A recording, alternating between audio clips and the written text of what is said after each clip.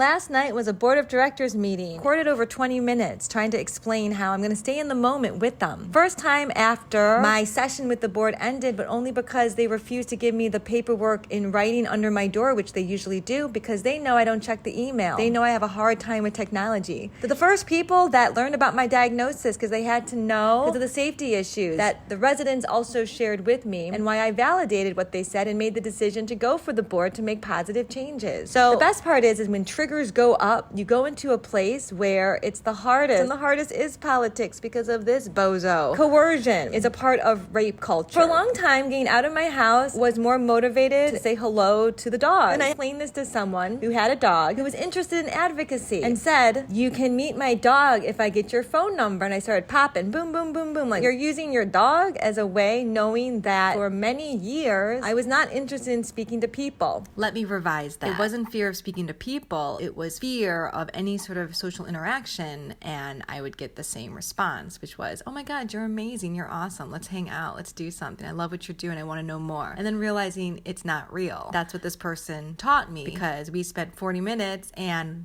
walking around the park because that's my safe space. And he saw me almost fall. He saw me get dizzy at a sidewalk. He saw me have issues walking amongst people. So now he's witnessing my physical issues and still tries to get my number if I meet his dog Ollie. I'm gonna say the animals' names because I'm not losing mine. Thank you. Part of this was also because I couldn't look up, so I could just see the dogs easier, and that was how I started to rebuild safety. So yes, everything in the universe can remind you of trauma, So does that mean you just turn off your television, not engage in politics, not go out, not interact, not try new things? When trying new things and doing familiar activities in new locations or familiar activities in unfamiliar locations is what absolutely ends trauma and what prompted me to join the board. All right, that's 2 minutes and 20 seconds. And I learned that every internet app has a different parameter for time. So it's really hard to memorize that when you have a traumatic brain injury. So you just keep practicing. Also, I'm going to flash the next company, Near North Unity Project or program, which I've been a part of since I moved into the neighborhood, but was never able to actively participate in. So one aspect of assault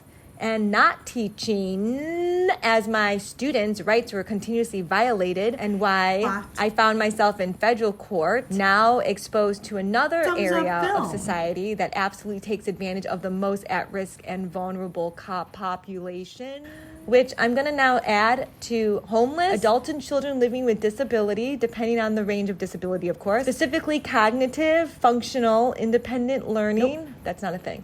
Independent functioning, and those dealing with mental health issues. So I'm kind of switching it up a bit. I used to say the most at-risk, vulnerable populations are kids with special needs in the primary levels because they're ignorant. Their parents are not always their best advocates, and they don't know how to read sometimes. And obviously homeless because they're spending most of their time focus on basic needs as their mental health deteriorates, which is why I can absolutely say without attention paid to a student self-harming, you will watch the psychiatric decline of them after 9 months when this student removed his pants in my classroom and I yelled out his name and he stopped. And I thought, wow, well, things have really fallen apart here. And that's why denial of their rights is absolutely unacceptable. It creates lifelong struggles and possibly mental health that they cannot recover from, and possibly mental health disintegration that they absolutely cannot recover from. So we'll see. Maybe they did recover from it, and I hope so. And that's why the argument is, can one good healthcare team do that? And that's why I'm wondering, can one good healthcare team, a PT administrator and a medical doctor whose history was also in law, be the combination that ends all the trauma from multiple people who tried to stigmatize, point the fingers at others, and not take responsibility for their actions? Thank you. You can't actually see this unless you watch it on YouTube, but I'm showing the date I created the next document that's 20 minutes-ish long, was also created on February 6th during the time of the board meeting, okay? So adrenaline was how I got to speak this time. Fear and memories, flashbacks from the board of directors, BOD or BOD, comfort in my body. I didn't have the word body for a very long time, and the building group.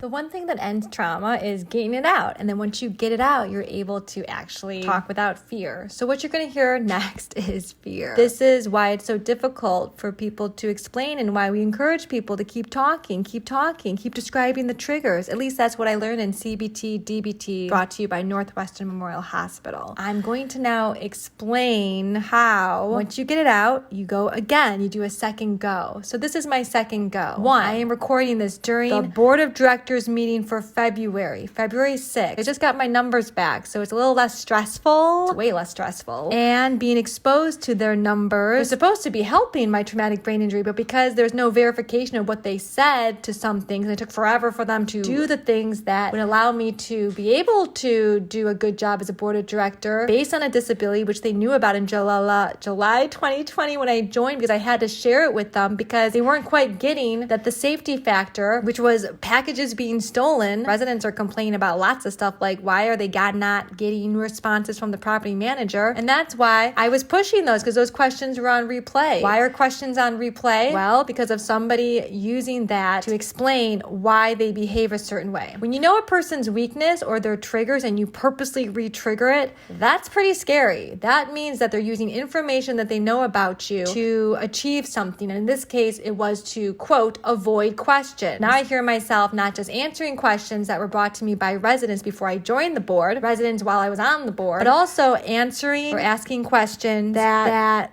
see, sometimes it's just too difficult to put all of this together, and why it's okay to kind of give up on occasion. What I'm trying to say is with traumatic brain injury, it's really difficult to speak in coherent sentences sometimes, so you do rely on others to create a dialogue, not just a monologue. And why I'm utilizing the PTSD sensory memories of the conversations we had, and also wondering, why aren't they just giving me the information I ask for? And if I ask a question, wouldn't you expect an answer, right away? On average, it took 2 to 3 months emailing, asking 2 to 3 times a week. And that's just unacceptable. That's the type of stuff that creates trauma. And it's not a good strategy. If that survivor victim, if that individual ever gets to speak and explain, well, this is what they did, then would you risk it? My new theory is, if I can show that survivor victims' voices are powerful individually or together, could that change how trauma is then purposely thrust upon a person? Would you, as someone who is an oppressor, abuser, somebody who choosing a strategy that seems like effective in the moment, but in the long run, is not, would that actually force people to consider the consequences of their behavior, which as a school teacher is all I care about? And do you hear the shift in my voice? This is the adrenaline rising up. I know it because I am about to relive the trauma that happened with the school, only because it took the board of directors and the building group simultaneously working together to actually teach me they're in cahoots. This is not typical language that I use, cahoots, nepotism, tit for tat, but okay, let's address it, because you know yourself best. And that's why when you come home from a day, only you know what you do and think, right? You don't need a manager, a principal, or anyone to police you and give you a gold star or a high five or a good job. You have to do that for yourself, unless your motivation, your ability to change your narrative exists within you. And that is the origin of fear. This is as succinctly and concisely that I can say it. So I did it under 5 minutes, whereas the rest of this you'll hear took a lot to get there. So that's called a second go. Keep talk, keep talk, keep talk. Hi again. So I think I miscounted how many goes I've had, but please remember this is the first time I'm actually able to hear my voice edit, because I can hold the thought, and if I want to find a photo or add something, I can do that because I can remember the thought that I'm having, which is really strange when you don't remember your own thinking. When it's out of sight, it's out of mind. Walking from one room to another, having a thought like, oh, I need to go find a pencil. Gone. It's very interesting. Does anyone else experience this? This is a visual. So if you're listening to the podcast part, you'll have to find the visual for it to make sense. But that's the point. PTSD entered in shards and will exit the same way, because I'm trying to state that this is the endocrine system. It's the same for the best and the worst. The metal hero and Homer the real, the two clues put together to identify someone who never needs to be identified by name. He taught me some things about Doc Love. Doc Love. This is a real person, and I gave them a heads up. Hey, it's popping up again. Because when I left left the neurology office of Yvonne Curran, my Instagram started going boom, boom, and I thought, oh my God, I'm being followed because their person's Instagram popped up. And the way I knew it was definitely him is because of heavy metal guitars, or just guitars. And another thing, we call it TNA, the T of TNA. And why is this important? Well, tit for tat. And the warning, this person is just going to say whatever they want to say. And because it's so confusing, this is so confusing, I know it's the time to write. If I want to be clear, I've got to start writing, and to motivate myself is the desire to be understood. Isn't that an organization out there, understood.org, that talks about the importance of literacy for children and possibly adults? Thank you. I'll have to investigate it to know for sure. Because one day it is possible to make this more clear, more effective, more capable of communication, because that's what survivor victims, patients need. Understanding that, hey, it's not clear because I'm fearful. So I just put the fear away. How? By talking. And if this actually does work, then let's keep talking about this. People are telling me privately what's going on. But unless you are able to stand up for others, sometimes people can't take the burden of what you're laying on them too much. I know I broke a while ago. That was when the board of directors yelled at me to the degree where this individual took this giant intake of breath. So his anger was not authentic. They were purposely doing it to scare me. And I actually said,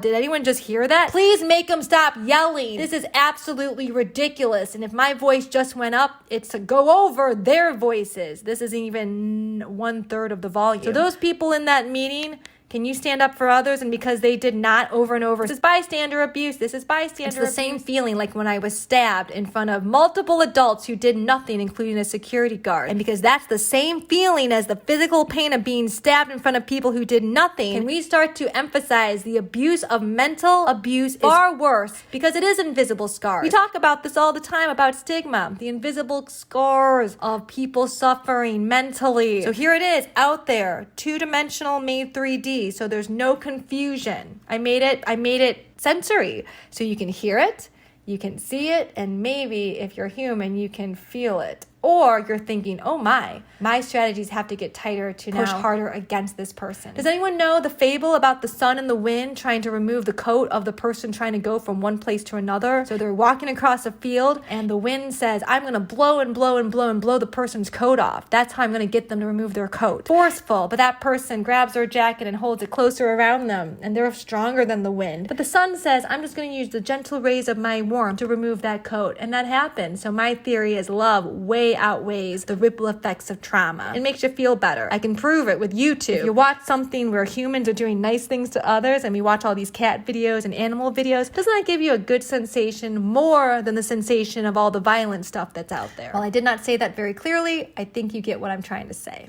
Okay, now I'm done. So this is the final result of everything I'm going to show next, because that's what's necessary. And I did it in one go because I do not want to die. I am not losing the infinitive to live, which I am repeating over and over again, and why I'm recording this at the time of the board of directors meeting, because my attendance was perfect until the very end when I said, hey guys, this is PTSD, giving them a heads up. This is exactly what you need to do to get me to remove myself from the meeting, because then it removes the questions. Boom. Thank you. All right, now I can make this stupid video. Well, now I can make this video because my body's at rest, meaning there's no more fear, and I will share it. Maybe I won't share it with the board of directors on the Parkside of Old Town Facebook meta page, but I will share it to my Twitter pages and on Tumblr, because like I said, they're no longer interested in hearing the story to make corrections. They're only interested in traumatizing. So my theory is there's a lot better people in the world than the small snapshot of people I got to unfortunately be exposed to, but that has a purpose too. There's a reason why we're here. There's a reason why we have our individual experiences. There's a reason we have free will. There's a reason for our existence and why we have such a short time on this planet anyway. Why wouldn't you use the time we have to try to make it better for others? If you're just trying to, grab as much stuff as you can and create this optic illusion of who you are versus what you are, done visually or because of your things, then you're kind of pursuing the wrong stuff, and that's called temptation, all right? Don't be tempted. When I moved to this city, there's all these temptations around, and I was like, wow, and that's why I'm really grateful for my faith, All right, can we go back to that? So the way they mocked me and my disability, that they were the first ones to hear, is similar to being made fun of, admitting like, hey, I actually am religious, because I am. And yet I did not push it with Neptune's previous family. And there's my cat again. It always goes back to Neptune. So without Neptune, I don't think I would have survived. Why? Because he's defenseless and someone threatened him. And when you have something in your life that you love and care about and it's being threatened, you will do everything to make sure it is protected. Cats and animals are property. I'd like to change that so that we recognize that they are not property. They have endocrine systems, they have feelings, they have attachment, they have love, fear. And so how do I do that when we have been doing this forever? So now I'm going to put my brain into something different, which is changing policy for animals, which is a little less scary than changing policies for survivor, victims, patients. And my cats will be the template for that. And the motivation to do this is to get rid of a lot of the media associated with those moments I screenshot or snapshot when my nerves were up and I decided to take a photo or take a screenshot. So when my nerves go up, my hands, do something, and I decided long ago never to self-harm. So I'm going to go and tackle the worst, and the worst is internet, is photo, is video, because of individuals using that as threat. So when people do add that, that's an extra layer of trauma unnecessarily added for the reason of terrifying someone. And since fear is the thing that we're trying to tackle here and understand the origin of fear is the obvious problem that inhibits people, and why, if that's your weakness, hey, I'm a victim of violence and the fearful thing is not knowing who's in the building, who has access to it. If they're not willing to recognize and acknowledge it, then that's a problem. So the compare and contrast is the first administration in the school to the second administration that came over in 2012. And the first group of staff members that were the people that were there when I first bought my condo here, and the new group of staff people, beginning with Nate Smiley. And did you hear that? That prolonged, sustained moment meant I'm having nerve pain. It's a way to validate the body through pain, because I'm sick of describing it. The more you talk about it, the more chronic pain one has. It's like saying, hey, don't think of pink elephants. And isn't the first thing you do is think of pink elephants? We're dealing with a lot of subconscious stuff here, as well as sensory processing that we're not aware of. And yet someone with chronic pain and traumatic brain injury working together with PTSD, you're not only aware of it, if you can describe the triggers and also isolate them between sensory, there's a good possibility that you are able to remove them, because I'm not sure why or how exactly I'm doing it, but validation is something that just works. So hopefully I can bring this up to the specialist who can explain it, because every time I've explained something to someone who really knows their business, which is psychology and helping others, then it removes it. It actually kind of helps to break it up and feel like not just that you're not alone, but that this is something that has existed. And if you are dealing with it, then there must be other people dealing with it too. And that's the motivation to speak. So the first thing you're going to see here is when I created these voice memos around the time of the board meeting, because it's live and I'm not losing the infinitive to live. All right, this is Smarty MC with SmarterThanTrauma, trying to explain a methodology using real life meaningful experiences, because as a trained professional teacher, that's all I know. I know my students can get the information faster for them to apply it into their lives if it's real, if it's something that they're dealing with every day. So I would tell them, hey, you're having problems identifying letters. You're having problems identifying words and their meaning. Can you do me a favor and, look around wherever you go, walking down the street, in a CVS, at the market, wherever you are. Focus in on little words here and there and start realizing you're surrounded by all these learning opportunities. These teachable moments aren't a teacher thing. They are literally what we need in our lives to figure out, why is this person doing this? And how can I make it stop if it's traumatic? All right, now I'm going to play something that I created. I don't know how it's going to be received, but I do know that I'm going to keep it in its authentic state, because with traumatic brain injury with speech apraxia, I acquired it after trauma, but also exposure to some of the worst behaviors I've ever seen that keep you in fear, that constant elevation of fear. I'm going to repeat it over and over because repetition does dampen it. That constant feeling of fear is what makes it very hard to keep a linear step by step way to there's some background noise, and that's when my sensory gets a little overloaded. So again, when you're in survivor mode, you're hearing everything. And that's why all of these memories on replay related to the board of directors, BOD, and the building group, the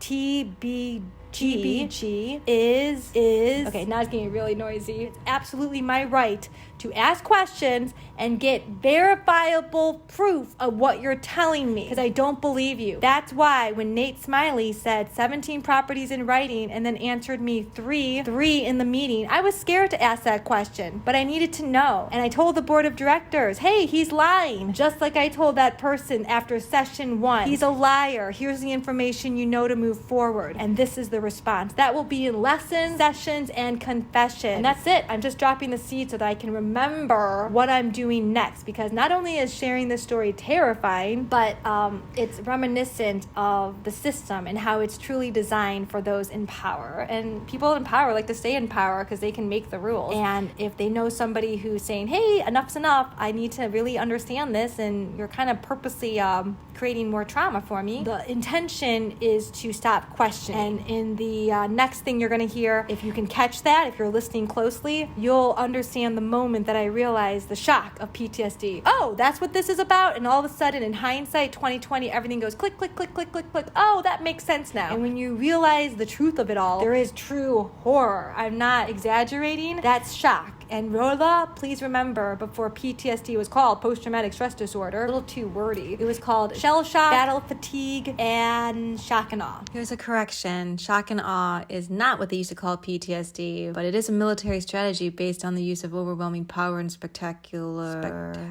displays of force. So, my mistake. But now, using Google, I can double check it. So I had a feeling, wait, I don't think that's right. Let's check it. When you can Google things, this is a lot easier. And this is why the first group I'd like to elevate are veterans, because when I had the diagnosis of PTSD in 2015 after being stabbed in front of 3 adults, including a security guard who absolutely did nothing, and whose name will later be on a list to testify against my students when they weren't given a classroom in 2014, 2015 in the #1 rated school in Lincoln Park, Chicago, I went to veterans because in May 2015, the New York Times article, first time ever, they talk about the number of suicides and PTSD, and because it was the headline on the front page, that told me that's the best, that's like, what do you call it? High-end real estate. That stuff costs money. So if this is on the front page, the New York Times cares about PTSD. May 2015. I'm pretty sure with the internet, I can find that again. So I started losing my months and numbers because the shock of realizing, hey, this isn't that hard to end trauma, but you got to hold people accountable, got to be transparent, and obviously you got to stay proactive. Thank you, the building. Thank you to the building group for allowing me to have those words back without trauma. Thank you. All right, I deleted about 5 minutes going back to more triggers. So the methodology is still happening. I'm still speaking. The difference is I can hear myself, and now I can hear if I'm repeating myself and hold a thought so I can edit appropriately. I just got through the number 17. That's the number of properties this person was managing. And in that meeting, when I said very flatly, how many properties do you manage? Already knowing the answer, he looked down and lied. He made a choice to lie because he knew the board of directors would protect him. And I said, are you sure about that? And that's why I said to the board, you guys have a different standard for lying. I don't accept it. He's lying. Here you go. Let me show you so that we can work on this and move forward, because that's why I'm asking for verifiable proof of what you're telling me, because there's too many lies, and lies are my trigger. I'm in Chicago, and the next important number is 23. It's for breath. And it was to remove the sequence of 4-5-4-5, April 5th, 2 times. That 4 moving to a 5 when you count, like getting hit in the face. And like I said, that bozo, that buffoon, that predator, that gift that is showing us exactly what never to be. Are we going to take the lesson, or are we going to just, coast on through? Teacher here says, take the lesson, and the number 23 and why. When I talk about faith and the importance of church, it literally saved my life. Physically, emotionally, and the reminder that these people can't judge. It's that simple. We don't have the ability to. The number 23 is really important because I'm in Chicago, and that's Jordan, Air Jordan, and the reminder to breathe. So whenever I, get out and about and see the number 23, I was a reminder to breathe. I needed an outside cue to go, that great intake of breath because it hurt my chest to express and talk. And also poetry, rhythmically breathing and knowing when to take that intake of breath. So what really helped me was going to church, walking down the aisle to get the Eucharist. And it was an environment where church people aren't allowed to judge. And walking closer each step, wibbly wobbly step, to the body of Christ helped dampen it. Also, 2-3-2-3 became a combo, like the 1-2 punch combo of stab, choke, whatever. The reason for that is because of, hold on, let me hold it. The reason for that is you repeat yourself so you don't lose the thought entirely. Oh yes, because of 4-5-4-5-4-5 sequence and that flip when it goes to 4-5 when you count that transition, it's like getting hit in the face again. I guess my sensory is just really sensitive after physical assault, but how many years did it take? How many assaults at the workplace? I think one should be enough, that your boss should come in and say, you're not supposed to get hit, but this administration said special educators and paraprofessionals are meant to get hit. How do I know this? Because my paraprofessionals told me. And if this is the voice of anger and outrage, okay. Because now you're becoming a PTSD trigger and they flipped it. Oh, you're aggressive. And that was the narrative I was warned about at RIC from patients. Be careful because they can label you in the medical report. And I think that's why the stalkers, I think that's why the predators, I think that's why the behavior of these people who don't want to go to therapy, don't want to seek their psychology because they don't want to know. Yeah, you are textbook predator. That's what David Michalowski did for me. Gave me the diagnosis that I was wondering what's wrong with him. Not my question, but the question of the bullies and the oppressors identified in day one. Literally, you identified your oppressors. Wow, you're ahead of trauma because everyone has trauma, but you're so much more ahead of it than others. But what do you do with that trauma? That's what I want to know. So I was asked by the medical doctor to bring up any medical concerns, but I think suicide is a medical concern when it's the medical team that created it. This is the primary physician. I'm going to try to let her know again that this has to be addressed. We'll try again. And here's the next scene. Today, I'm going to now go to Chase Bank and talk about what happened here because I need to move my business account, but this person definitely let me know the strategies used to get a good evaluation because isn't that your money? And I want to change it. And also we're planting the seed for parents bullying their kids. Thank you.